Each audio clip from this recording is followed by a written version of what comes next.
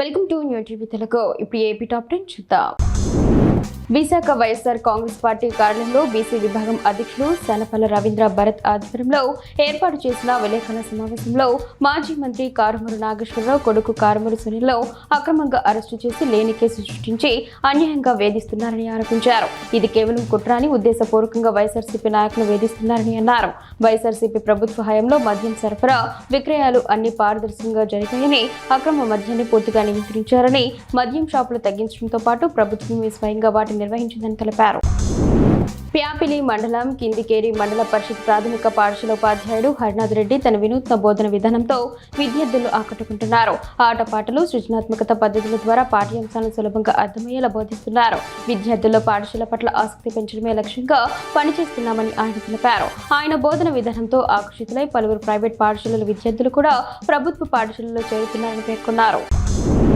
ఆర్య వయసులు వైఎస్ఆర్సీపీ వెంట ఉన్నారన్న మాజీ మంత్రి వెల్లంపల్లి శ్రీనివాస్ వ్యాఖ్యలను కూడా చైర్మన్ సోమిశెట్టి వెంకటేశ్వర్లు హాస్యాస్పదంగా కొట్టిపారేశారు.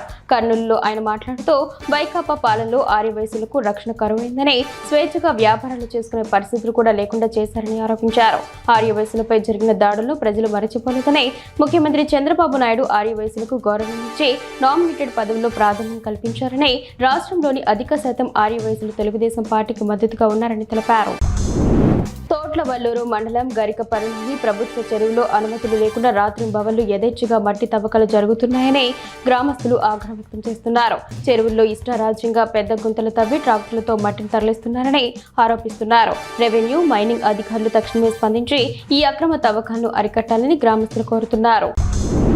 నంద్యాల జిల్లా రుద్రవరం, ఉయ్యాలవాడ మండలాల్లో ఉరుములు, మెరుపులు, ఈదురు గాలులతో కూడిన భారీ వర్షం కురిసింది. నరసాపురం, ఆలమూరు, ముత్తలూరు వంటి గ్రామాల్లో దీని ప్రభావం కనిపించింది. ఎగువ ప్రాంతాల నుంచి వాగుల్లోకి వరద నీరు చేరుతోంది.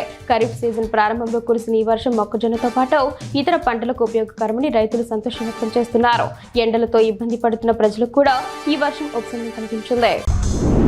మార్కాపురం జిల్లా చంద్రశేఖరపురంలో కలెక్టర్ విజయ సునీత యోగాంధ్ర ర్యాలీని ప్రారంభించారు. జీవితంలో యోగాను భాగం చేసుకోవాలని పూర్వం ఋషులు, యోగులు అందించిన ఈ అద్భుత సాధనతో దీర్ఘకాలిక వ్యాధులను నయం చేయవచ్చని ఆమె సూచించారు.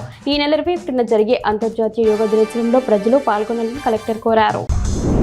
విజయనగరం జిల్లా కలెక్టర్ ఎస్ రామచంద్ర రెడ్డి ప్రతి ఒక్కరూ తమ దైనందిన జీవితంలో యోగాను ఒక భాగంగా చేసుకోవాలని పిలుపునిచ్చారు. చింతపల్లి బీచ్ లో యోగాంధ్ర కార్యక్రమం నిర్వహించారు. ఈ కార్యక్రమంలో కలెక్టర్ జేసీతో పాటు సుమారు 2,000 మంది యోగా సాధకులు పాల్గొన్నారు. సముద్రపు గాలి, అలల హోరు మధ్య జరిగిన ఈ కార్యక్రమంలో యోగాసనాలు వేశారు. నిరంతరం యోగా చేయడం వల్ల శారీరక దృఢత్వంతో పాటు మానసిక ప్రశాంతత లభిస్తుందని కలెక్టర్ తెలిపారు. జూన్ 7 నుండి 21 వరకు విజయనగరం జిల్లాలో యోగా సేవలు అందించిన 10 మంది యోగా గురువులను జిల్లా కలెక్టర్ రామచంద్ర రెడ్డి సత్కరించారు. చింతపల్లి బీచ్ లో జరిగిన యోగాంధ్ర కార్యక్రమంలో కలెక్టర్ చేతుల మీదుగా యోగా గురువులు విజయ్ భాస్కర్, శివతత్తర్లకు మెమంటో, ప్రశంసా పత్రాలు, శాల్వా కప్పి సన్మానించారు. యోగా శిక్షకులు అందించిన సేవలకు కలెక్టర్ అభినందనలు తెలిపారు.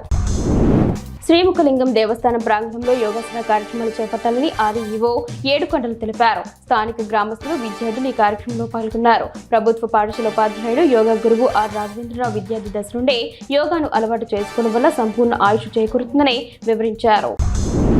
ఆత్రేయపురం మండలంలోని వాడపల్లి శ్రీ వెంకటేశ్వర స్వామివారి ఆలయంలో వేకువజామున తొలి హారతి కార్యక్రమాన్ని అర్చకులు అత్యంత వైభవంగా నిర్వహించారు.